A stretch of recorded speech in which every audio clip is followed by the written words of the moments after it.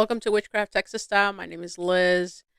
On today's episode of Witchcraft Texas Style, we are going to be talking about Odin's discovery of the runes. One form of divination is to use the runes, and I wanted to go ahead and show what the runes are, how they came about. So let's go ahead and dive into it. I will go ahead and post links on what I'm reading from, where I found it. It's actually from an internet page called Norse Mythology for Smart People. Had it been called anything else, I'd really don't. The name wasn't something that I focused on. I actually like the story and how it's told.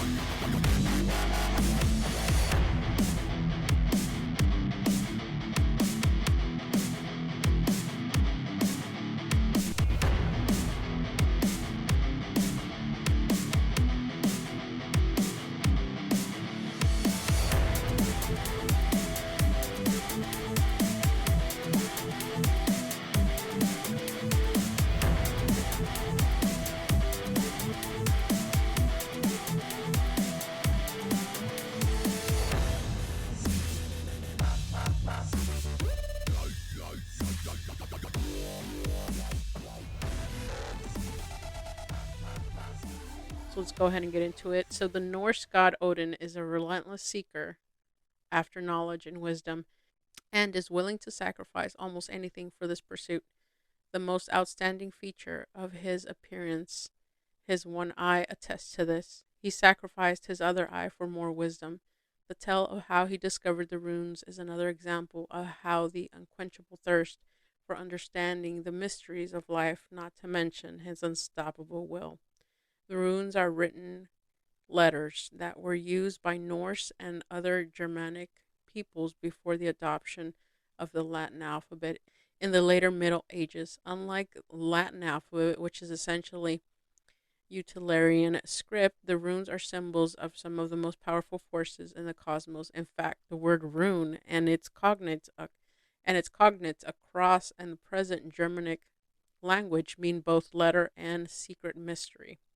The letters called runes allow one to access, interact with, and influence the world shaping forces they symbolize. Thus, when Odin sought the runes, he wasn't merely attempting to acquire a set of arbitrary representations of human vocal sounds, rather, he was uncovering an extraordinarily potent system of magic. Odin's discovery of the runes. At the center of the Norse cosmos stands the great tree Yggdrasil. Yggdrasil's super branches cradle Asgard, the home of the fortress of the Aesir gods and goddesses, of whom Odin is the chief. Yggdrasil grows out of the Well of Erd, a pool whose fathomless depths hold many of the most powerful forces and beings in the cosmos. Among these beings are the Norns, three sagesses, maidens who created the fates of all beings. One of the foremost techniques they use to shape the fate is carving runes into Yggdrasil's trunk. So they would carve these runes onto the trunk of the tree of Yggdrasil. The symbols then carry these intentions throughout the tree, affecting everything in the nine worlds. So these trees, the roots, everything about this tree, it goes ahead and it carries out the intentions into the nine worlds, which is part of where Odin watches over. So Odin watched the Norns from his seat in Asgard and envied their powers and their wisdom, and he bent his will towards the task of coming to know the runes. So he wanted to know the runes. He really wanted to know them. Since the runes' native home is the Vale of Erd with the Norns, and since the runes do not reveal themselves to any but those who prove themselves worthy of such fearful insights and abilities, Odin hung himself from the branch of Yggdrasil, pierced himself with the spear, and peered downward into the shadowy waters below. He forbade any of the other gods to grant him the slightest aid, not even a sip of water, and he stared downward and stared downward and called to the rune. It's funny though, because when it says here that he hung himself from a branch, it's kind of interesting because doesn't that also remind you of the tarot card? I think we all know which tarot card, the Hangman. If you look at the tarot card of the Hangman, you will notice on the tree trunk, if I'm not mistaken, there is also actually some carvings on there. Take out your deck. If you read tarot or just look it up online, look up Hanged Man tarot card, and you will notice that the Hanged Man is hanged upside down and that there are carved. So he survived in this state, teetering on the precipice that separates the living from the dead for no less than 9 days and nights. At the end of the ninth night, he at last perceived shapes in the depths, the runes. They had accepted his sacrifice and shown themselves to him, revealing to him not only their forms but also the secrets that lie within them. Having fixed his knowledge in his formidable memory, Odin ended his ordeal with a scream of exhaustion. Having been initiated into the mysteries of the runes, Odin recounted, "Then I was fertilized and became wise. I truly grew and thrived. From a word to a word, I was led to a word. From a work to a work, I was led to a work."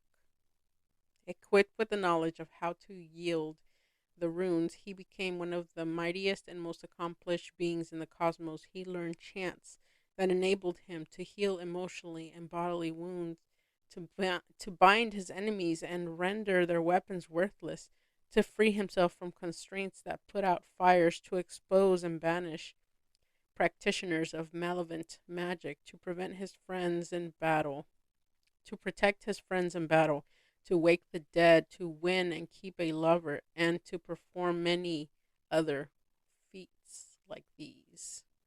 Our source for the above tale is the Havanau, an Old Norse poem that accompanies that compromised part of the Poetic Edda.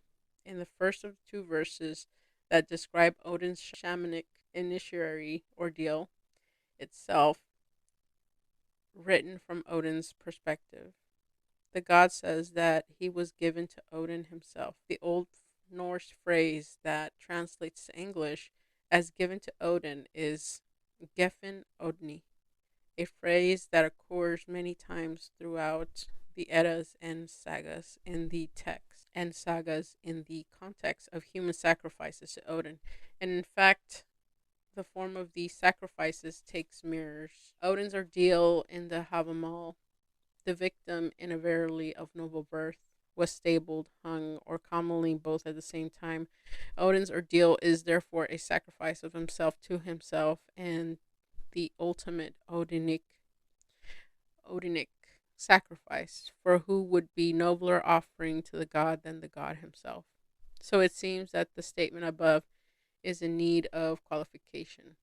A part of Odin survived the sacrifice in order to be the recipient of the sacrifice, in addition to the runes themselves, and another part of him did indeed die. This suggests that this is suggested not just by the imaginary of death in these verses, but also the imaginary of rebirth and fecundi in the following verses that speak of his being fertilized and like a seedling growing and thriving.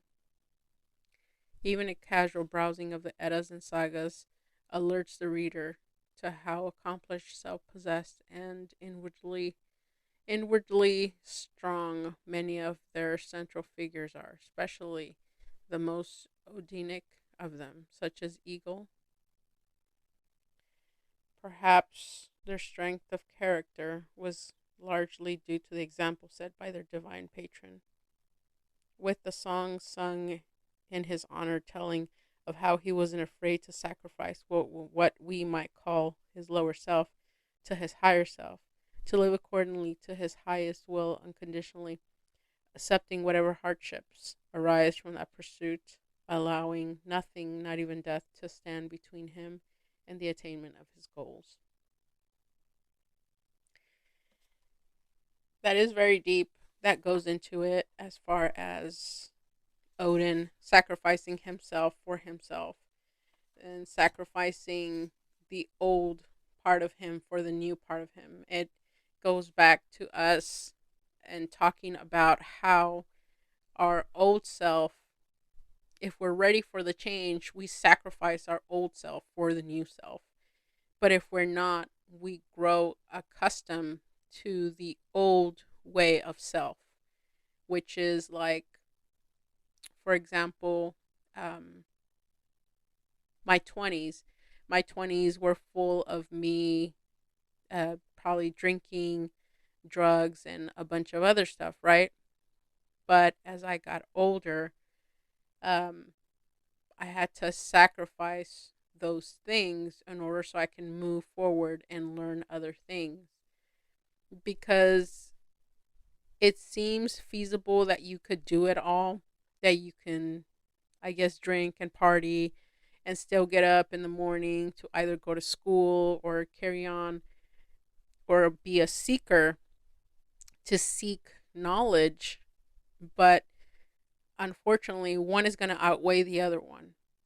So your passion, your new passion, you have to extinguish or let me put this in candle terms, in a candle metaphor. Okay? So you have two candles, right? And your one candle is still burning, but you want to move on to the other one. Well, if you light both of those candles in that little environment, you're basically making more heat than what needs to be made from, because it should only be one flame at a time, and that's for a reason, because you can only do so much.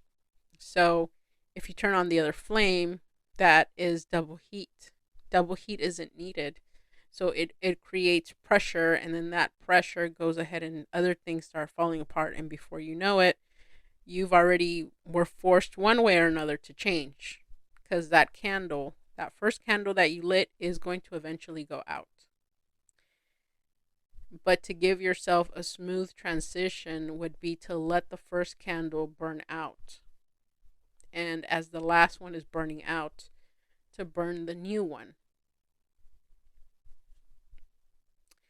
It's mostly about timing and change, but I can definitely see how all of this can help your life and how I can apply it to mine to move forward. Sometimes it's hard to want to let go of certain things because you think that if you let them go that they won't be there, but they served a purpose in that time.